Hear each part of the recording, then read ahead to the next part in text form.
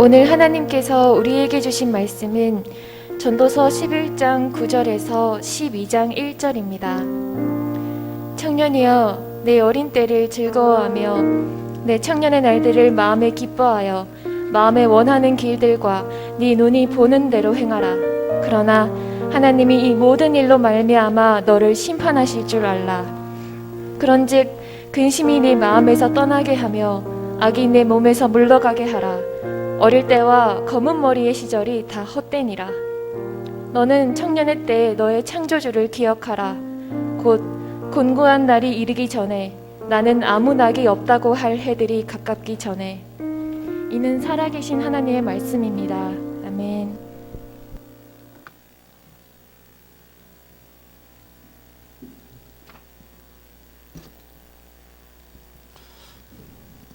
할렐루야. 이제 다음 주면 입당을 하게 되는 줄 알았는데, 아시는 분 알겠지만 한 주가 연기된 그런 안타까운 소식을 듣게 되었습니다. 그래서 11월 7일에 이제 새성전에 입당을 하게 됩니다. 그때 우리는 이제 1시 예배가 아니라 11시 30분에 어른들과 함께 그렇게 예배를 드리게 되고, 또 예배 후에 잠깐 또 청년부만의 시간을 또 갖게 될 것입니다.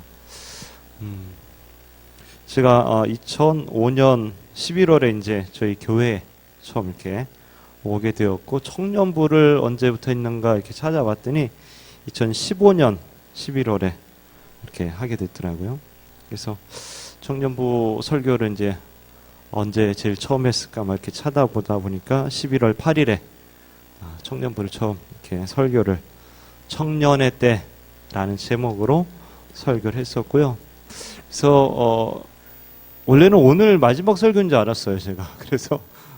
그래서 그 제일 처음 했던 설교를 이렇게 좀 다시금 이렇게 리마인드 하면서 이 말씀을 다시 한번 전하고 싶다, 이런 마음이 들어서 이 본문을 정하게 됐습니다. 물론 청년부에서 이제 또 우리가 양육이라든지 또 다른 모임에서 지금보다는 좀 더 좀 가깝게, 그죠? 여러분들 아마 만나게 될 것 같은데요. 그 2015년 11월에 이제 처음 그때 설교를 준비하면서 청년부에 대해서 좀 묵상하고 기도하면서 이렇게 했던 설교를 이제 기억을 막 끄집어냈어요. 그래서 그 설교로 이제 마무리를 하려고 이제 오늘 다시 이제 하게 되는 건데, 자, 구약 성경의 시가서 중에 잠언, 전도서, 아가서는 일반적으로 이제 솔로몬이 쓴 것으로 그렇게 알려져 있습니다. 그리고 아가서는 아마도 좀 청년의 때에 쓰지 않았을까 이렇게 보고 있고, 또 잠언은 중년의 때에, 그리고 전도서는 인생의 말년에 솔로몬이 쓰지 않았을까 이렇게 좀 생각을 해볼 수 있습니다. 아가서는 뭐 사랑에 대한 이야기들이 좀 나와 있죠. 좀 어떤 것은 좀 리얼하게 표현된 그런 것들도 있고요. 그래서 너무 어린 친구는 보지 않는 게 좋다, 뭐 이런 얘기도 있죠. 근데 뭐 그런 이야기가 성경에 포함될 수 있는가, 뭐 이런 것에 대해서는 하나님과 교회와의 연합의 사랑의 차원에서 이야기하고 있다, 우리가 이렇게 해석을 하고 있고요. 잠언은 인생의 중년에 하나님이 주신 지혜의 말들이 이렇게 많이 나와 있죠. 그리고 인생의 마지막 날이 가까울 무렵에 이것저것 다 해보고 나서 이제 전도서를 썼을 것이다 보고 있습니다. 솔로몬 하면 이제 같이 연관되어서 생각나는 사람이 이제 다윗이죠. 다윗의 아들 솔로몬. 그렇죠? 아버지 다윗이 이루어놓은 이 모든 것들을 실컷 마음껏 누렸던 사람이죠. 너무 누리다 보니까 그래서 그런지 하나님이 원치 않는 것들도 행하고 죄도 많이 짓게 되죠. 예를 들면 뭐 정략적인 결혼을 이렇게 통해서 평화를 또 유지하려고 하다 보니까 아내를 많이 얻게 되었고, 또 그 아내들이 원하는 섬기는 그 우상들, 우상 숭배 장소들을 또 많이 만들기도 하고 했던 것이죠. 전도서 1장과 2장에 스스로 고백하기를 지혜가 무엇인지, 또 미친 짓과 어리석음이 무엇인지 알고자 해보았고, 쾌락이 무엇인지, 또 웃음과 즐기는 것이 무엇인지 알아보기 위해서 이것저것 다 해보고, 또 술도 잔뜩 마셔보기도 하고, 그리고 그것도 만족이 되지 않아서 이번에는 뭐 이런저런 사업들을 많이 해봅니다. 궁궐도 짓고 포도원도 만들고 공원도 나무도 연못도 만들고 이것도 만족이 안 되는 거예요. 그래서 이번에는 좀 돈 좀 모아볼까 하면서 이제 남종, 여종, 소떼, 양떼, 금은보화, 신기한 물건들 등등을 이제 계속 쌓아놓고 모아보고 막 합니다. 자기가 눈에 원하는 거 하고 싶은 거 한마디로 다 해본 거죠. 부럽죠. 예, 안 됩니다. 부러우면 지는 거예요. 예. 전도서 2장에 보면 이렇게 말합니다. 무엇이든지 내 눈이 원하는 것을 내가 금하지 아니하며 무엇이든지 내 마음이 즐거워하는 것을 내가 막지 아니하였으니 이는 나의 모든 수고를 내 마음이 기뻐하였습니다. 이것이 나의 모든 수고로 말미암아 얻은 복이로다. 그 후에 내가 생각해 본즉 내 손으로 한 모든 일과 내가 수고한 모든 것이 다 헛되어 바람을 잡는 것이며 해 아래서 무익한 것이로다. 그거 한 그 모든 것들 열심히 노력해보고 이것저것 다 해봤는데 그게 결국은 무익하다. 이렇게 말하고 있죠. 왜 그럴까요? 그렇죠. 거기서 어떤 의미를 못 찾은 거죠. 가치를 못 느낀 건데 왜 그랬을까요? 왜 그렇게 이것저것 다 해보고 진정한 만족을 얻지 못했을까? 뭐 허무주의로 가는 걸까요? 그렇다면 전도서를 주신 하나님의 목적, 계획은 무엇일까요? 그래서 전도서는 앞부분만 읽으면 굉장히 좀 약간 허무한 느낌 많이 들어요. 솔로몬이 이것저것 다 해봐도 만족도 없고 너무 허무하구나. 인생이 그런 것인가? 이렇게 생각할지도 몰라요. 근데 끝까지 읽어야 됩니다. 그래서 전도서는 마지막 결론이 중요해요. 전도서 마지막 부분에 이렇게 되어 있습니다. 이래 결국을 다 들었으니 하나님을 경외하고 그의 명령들을 지킬지어다. 이것이 모든 사람의 본분이니라. 하나님은 모든 행위와 모든 은밀한 일을 선악간에 심판하시리라. 이게 마지막 결론입니다. 우리는 인생에 대한 통찰력을 가져야 돼요. 인생에 인간의 본분이 무엇인지 우리가 바르게 알아야 됩니다. 그것이 바로 하나님을 경외하고 또 하나님 말씀대로 살아가는 것이다 라는 것이죠. 그래서 오늘 말씀에 이렇게 특별히 이제 솔로몬이 자신의 청년의 때를 한번 생각하면서 오늘 말씀을 주고 있지 않은가 이런 생각이 듭니다. 그래서 몇 가지 말씀을 참고해 보고자 합니다. 첫 번째로는 모든 것이 가능하나 모든 일로 하나님 우리를 심판하신다라는 것을 알아야 합니다. 9절 말씀 함께 읽어볼까요? 시작. 청년이여 내 어린 때를 즐거워하며 내 청년의 날들을 마음에 기뻐하여 마음에 원하는 내 눈이 보는 대로 행하라. 그러나 하나님이 이 모든 일로 말미암아 너를 심판하실 줄 알라. 자기 마음에 원하는 것과 눈에 보기 좋다고 하는 그 모든 것들 네 마음대로 한번 해봐. 근데 그 모든 일로 하나님 너를 심판하실 것도 알아야 된다. 이런 얘기 하는 거죠. 그죠? 우리가 사랑의 하나님, 용서의 하나님, 은혜의 하나님을 너무 좋아하죠. 그죠? 하지만은 더불어 우리는 심판하신 하나님도 우리는 알고 있어야 됩니다. 죄에 대해서는 철저하게 심판하시는 분임을 우리가 기억을 해야 한다는 것이죠.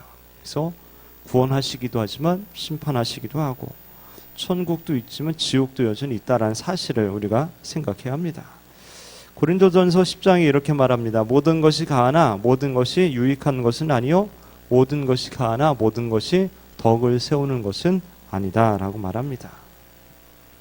청년의 때는 보통 이렇게 막 도전하고 싶고 막 이런 때잖아요. 이것저것 다 해보고 싶고 또 이제 막 성인이 돼서 그런 친구들은 그죠? 친구들과 술집도 가보고 싶고 뭐 대놓고 담배도 펴보고 싶고 막 클럽이나 바나 이런 데도 좀 가서 그런데 어떤 데인지 막 또 이성교제도 좀 진하게 해보고 싶고 막 이전에 해보지 못하는 것들을 막 해보고 싶어하는 그런 때 아니겠죠? 그런 때잖아요. 근데 후회하는 인생이 되지 않으려면 심판이 있음을 기억해야 된다 이 얘기를 하는 거죠. 다 해도 좋다는 거야. 하지만 하나님 앞에 서는 날이 있음을 기억하면서 우리가 그걸 할 수 있어야 된다는 거죠. 하라는 거야, 말라는 거야. 그죠? 만약에 어떤 사람이 내 인생은 이 땅에 살다가 죽으면 그냥 끝이야 이렇게 생각하는 사람 있다면 어떻게 살까요? 다음 생은 없어 이렇게 생각한다면 심판이고 천국이고 지옥이고 다 없는 거야. 이렇게 생각한다면 그 사람은 아마 자기 마음대로 살겠죠. 막 살겠죠. 심판도 없고 내세도 없고 막 이 땅 삶이 끝이라는데 뭐.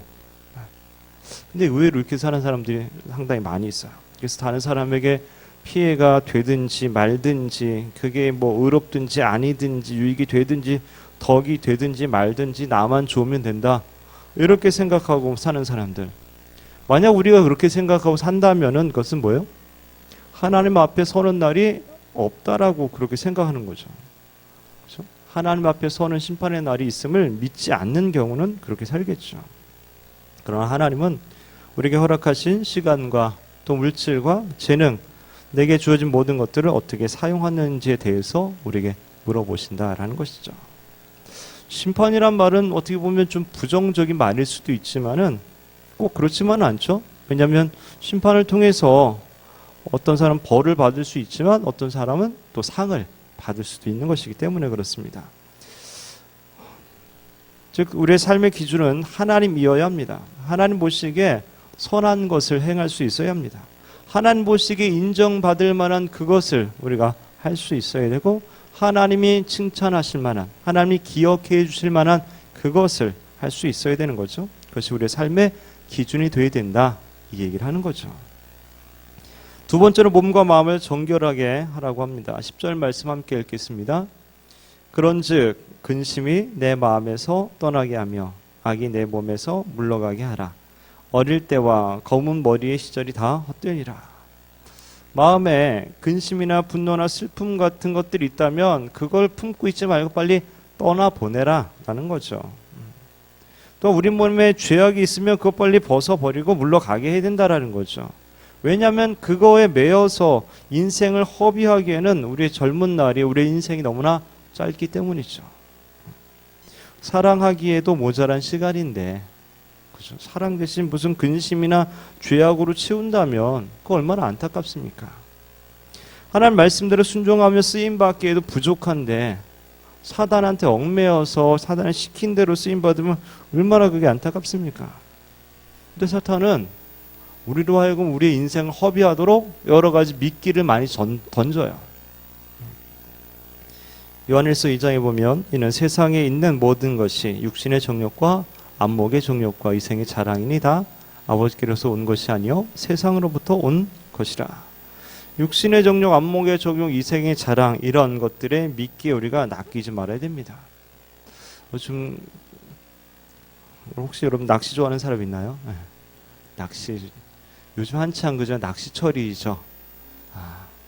가을에 이제 고기들이 많이 올라옵니다. 낚시 얘기하니까 이게 표정이 좋아지지 않습니까? 가고 싶긴 하지만 예. 안 간 지가 좀 됐는데. 자, 낚시가 재밌는 이유는 이 손맛이죠. 손맛. 미끼를 끼우고서 그거를 물었을 때 그 손맛. 고기가 물었을 때 그 느낌, 끌어올리는 그 느낌, 막 이런 그런 쾌감이죠. 이거를 이제 잊을 수 없기 때문에 이제 보통 낚시를 하게 되죠.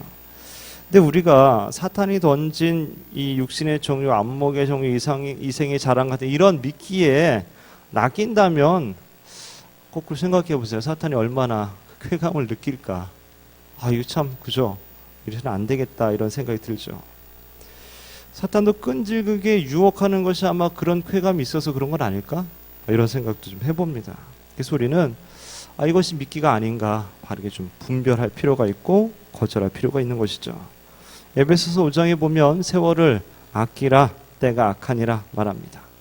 아끼라는 이 말은 원어적으로 보면 구원하다란 말이라고 해요. 구원하다. 시간을 세월을 구원하라 이런 얘기예요. 악한 이 세상 가운데 휩쓸려서 같이 악을 해간다면 우리에게 주어진 그 인생은 그 인생의 시간들은 구원받지 못한다라는 거예요. 즉 마지막 때 하나님께서 인정하시는 그런 시간들로 하나님이 기억하시고 칭찬하신 그런 시간들로 그 인생을 살아가라라는 거죠. 좀 쉽게 말하면 결국 시간을 헛되게 허비하지 말아라 라는 것이죠. 여기서 기준 바로 역시 하나님입니다. 자, 그러면 이렇게 살기 위해서 우리는 어떻게 해야 될 것인가? 시편 119편에 청년이 무엇으로 그의 행실을 깨끗하게 하리까? 주의 말씀만 지킬 따름이니이다. 하나님의 말씀으로 우리의 마음을 채워야 합니다. 왜 그러냐면 보통 마음에 있는 것이 말로 나오고 또 행동으로 나오기 때문에 우리 마음에 좋은 것을 채우면은 그것이 이제 우리의 삶으로 사라지게 되겠죠. 그렇게 말씀을 우리의 마음에 채우면 결국 말씀에 순종해서 하나님의 뜻에 따라 살아갈 수 있게 되는 것이죠. 그리고 그런 시간들을 하나님께서 기억해 주시고 칭찬해 주신 시간들이 된다라는 겁니다. 하나님 시간을 창조하시고 또 시간을 초월하여 계신다고 할 때에 우리의 인생은 그 영원의 세계에 비해서는 너무나 짧은 그런 시간이죠. 그러나 중요한 것은 그 짧은 시간을 어떻게 사용하느냐에 따라서 영원한 생명이 좌우되게 된다라는 것이죠. 세 번째로는 너희 창조자를 기억하라고 말씀하십니다. 12장 1절 말씀 함께 읽겠습니다. 너는 청년의 때에 너희 창조주를 기억하라. 곧 곤고한 날이 이르기 전에 나는 아무 낙이 없다고 할 해들이 가깝기 전에. 곤고한 날 아무 낚시 없다, 즐거운 게 하나도 없다라고 할 때가 금방 옵니다. 이건 이제 거의 늙을 때, 이제 거의 가까웠을 때, 하나님께 갈 때가 가까웠을 그럴 때를 얘기합니다. 근데 생각보다 이게 빨라요. 생각보다 빨라요. 그죠? 앞에서 말했듯이 제가 울산 교회 감리교회 온 지가 16년이 됐어요. 굉장히 빠르지 않습니까? 청년부 맡은 지 6년이 됐어요. 여러분 중에 초등학교 때, 중학교 때, 중고등학교 때 저를 그죠? 만난 사람이 있잖아요. 그때 생각해 보세요. 그죠? 시간이 엄청 빨리 간다는 게 좀 이해가 되잖아요. 그렇게 시간이 가다 보면은 언젠가 마지막 날이 오겠죠. 그 마지막이 오기 전에 창조자이신 하나님을 기억해라 라는 거죠. 즉 살면서 하나님을 계속 기억하며 살아라 라는 겁니다. 그분이 나를 만드신 분이고 나를 구원해 주신 분임을 기억해라 라는 겁니다. 창세기 2장에 보면 하나님이 에덴 동산을 이렇게 만드시고 거기 아담과 하와를 두시고 선악과 먹지 말라고 막 이런 얘기 하시잖아요. 여호와 하나님이 그 사람에게 명하여 이르시되 동산 각종 나무 열매는 내가 임의로 먹되 선악을 알게 하는 나무 열매는 먹지 말라. 내가 먹는 날에는 반드시 죽으리라 하시니라. 아담이 선악과 열매, 선악을 알게 하는 나무 열매 빼고 다 먹을 수 있었습니다. 마음대로 할 수 있었어요. 모든 거 다 허락하셨어요. 근데 먹지 말라고 하면서 그 선악을 알게 하는 나무를 어디다 놓는지 아세요? 동산 중앙에 놓죠. 동산 한 가운데다 놓습니다. 구석에 숨겨놓은 게 아니라 지나가다가 늘 보도록 한 가운데 놓는다는 이야기입니다. 그 얘기는 뭐냐면은 계속 보라는 거죠. 보라는 거죠. 아, 선악과 먹지 말라 그랬지. 그거 보면 뭔 생각합니까? 아, 하나님 나를 만드신 분이지. 자기의 창조자를 기억하라는 그런 표시인 것이죠. 선악 알게 하는 나무 보면서 아담 자신이 아, 내가 하나님 만들어 주신 피조물이지 내가. 나를 만드신 분이 하나님이지. 이런 부분에 대해서 생각하고 기억을 할 수 있게끔 해 주시는 것이죠. 우리 인생에도 하나님께서 모든 것을 할 수 있게끔 허락해 주셨습니다. 다만 창조주 하나님을 기억하며 그분의 절대적인 평가를 우리가 염두에 두고 살아야 된다라는 것을 또한 가르쳐 주십니다. 나중에 장차 하나님 앞에 서게 될 날을 기억하면서 그 모든 것을 결정할 수 있어야 된다라는 것이죠. 이걸 좀 더 긍정적으로 표현한 어거스틴은 이렇게 말합니다. 하나님을 사랑하라. 그리고 내 마음대로 해라. 좀 다가옵니까? 뭔 얘기인지? 하나님은 진짜 사랑하면은 어떻게 행하게 된다 이런 이야기죠. 우리는 부모님의 생일도 기억해야 되고 뭐 그죠? 친구들 뭐 결혼하는 친구 있으면 결혼 날도 기억해야 되고 또 병원 예약한 날이나 뭐 카드 결제일 뭐 이런 거죠. 돈 넣어야 되니까 그죠? 인터넷 사이트에 뭐 아이디나 비번 뭐 아파트 출입구나 현관 출입구 뭐 비밀번호 이런 것도 기억해야 합니다. 그러나 무엇보다도 어떤 일이 있어도 우리 창조자 하나님을 그 하나님 우리가 반드시 꼭 기억해야 합니다. 나를 창조하시고 나를 하나님의 자녀 삼아주시고 지금도 여전히 나를 사랑하시고 바라보고 계시는 그 하나님을 늘 기억하면서 살아야 합니다. 우리가 창조자 하나님을 기억하라라고 할 때 이 기억하라는 말은 원래 히브리어로 자카르라고 합니다. 자카르. 이 말은 생각하다, 기억하다 이런 의미가 있다 그래요. 예를 들면 하나님이 노아와 그와 함께 방주에 있는 모든 들짐승과 가축을 기억하사 하나님이 바람을 땅 위에 불게 하심에 물이 주로 들었고, 이렇게. 또 창세기 19장에 하나님이 그 지역의 성을 멸하실 때에 곧 롯이 거주하는 성을 엎으실 때에 하나님이 아브라함을 생각하사 롯을 그 엎으시는 중에서 내보내셨더라. 하나님이 노아와 짐승을 기억하셔서 바람을 이제 보내셨고, 그래서 물높이가 내려가게 하셨고, 하나님께서 아브라함을 기억하고 생각하여서 그 조카 롯을 구해 주셨어요. 하나님이 기억하고 생각한다고 할 때에 그 다음에 같이 하나님의 어떤 행동이 동반되어서 나온다라는 것이죠. 하나님 기억하셨다는 것은 무엇인가 이루실 계획을 가지고 그 심령을 깊이 헤아리셨다라는 거예요.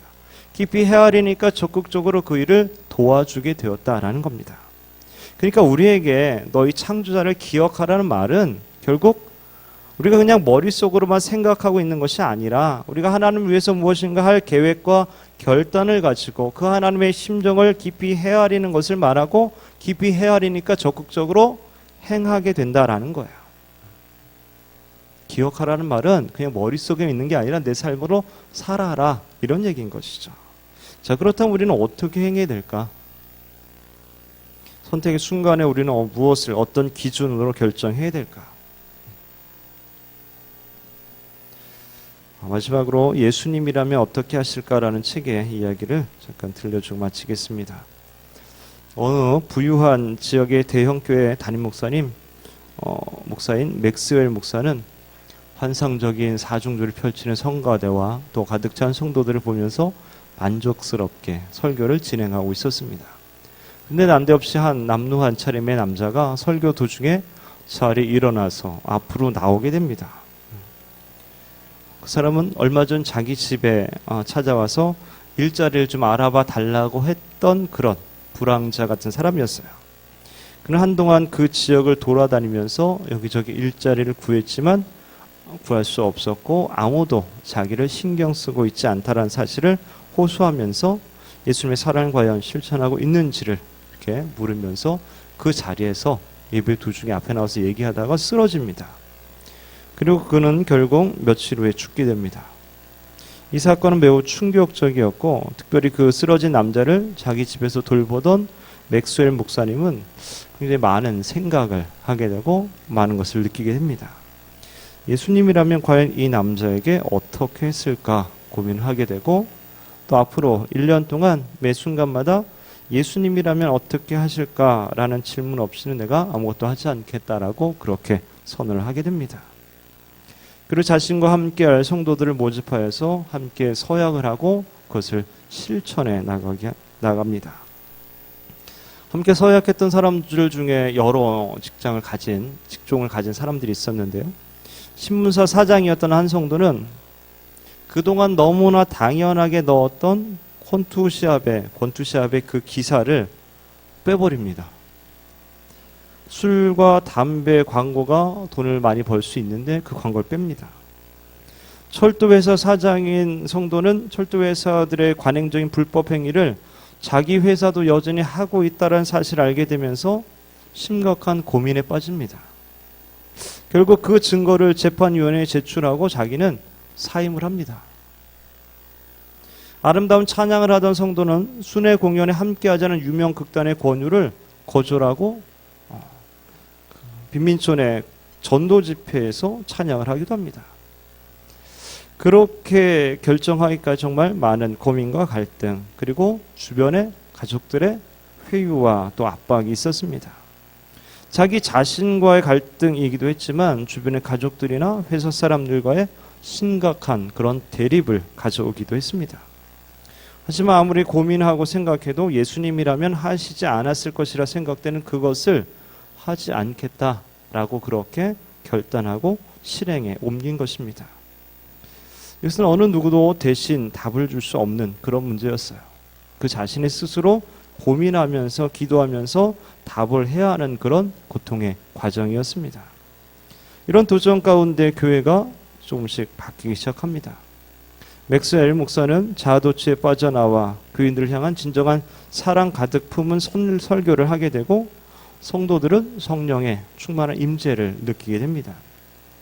뛰어난 노래와 미모를 모두 겸비한 찬양 사역자는 무의식 중에 자신을 높이려는 모습이 사라지게 되고 성도들은 경건의 침묵과 부드러운 사색으로 찬양을 듣고 감동을 받게 됩니다. 또한 매주마다 맥스웰 목사의 뜻에 동참하려는 성도들이 점점 늘어나기 시작합니다. 그리고 서로의 삶에서 예수님이라면 어떻게 하실까에 대한 답을 찾지 못한 그런 부분들이 있다면 서로 공유하고 해결책을 함께 나누게 됩니다. 예수님의 모습을 닮기 위해 사람들은 더 간절히 기도합니다. 예수님의 모습을 닮으려 하면 할수록 사회의 장벽과 자신의 부족함을 더 절실하게 느끼기 때문이죠. 사랑하는 젊은 예수꾼 여러분, 여러분이 처한 상황에서 예수님이라면 어떻게 하실까요? 여호와를 경외하고 그 명령을 지키는 삶을 살기 위해 그렇게 사셨던 가장 좋은 모델인 예수님은 어떻게 했을까? 이렇게 생각해 보는 것 필요하다고 생각합니다. 또한 이 질문은 성경에서 확실하게 언급하지 않은 그런 부분들이나 또는 혼란스러운 부분들에 있어서 우리에게 어느 정도 기준을 제시해 줄 수 있다라고 생각이 됩니다. 예수님이라면 어떻게 하실까? What would Jesus do? 보통 WWJD 이렇게 약자를 쓰기도 합니다. 솔로몬이 모든 것이 다 헛되다고 하지만 그러나 한 가지 헛되지 않은 그것은 하나님을 경외하고 하나님의 명령을 지켜 행하는 것이었습니다. 나를 만드신 창조주 하나님을 기억하면서 하나님의 약속의 말씀에 순종하며 예수님의 발자취를 따라가는 것, 그것은 분명 헛된 일이 아닙니다. 그것은 모든 일에 의미 있는, 가치 있는 그런 일인 것이죠. 바라기는 청년의 때에 그리고 인생 중에 힘과 소망이 가장 부푼 시기에 여러분들 즐겁게 행복하게 낙을 누리면서 살아가십시오. 그리고 동시에 창조자 하나님을 기억하고 경외하면서 예수님이라면 어떻게 하실까 고민하고 결단하는 저와 여러분 되시기를 주님의 이름으로 축원합니다.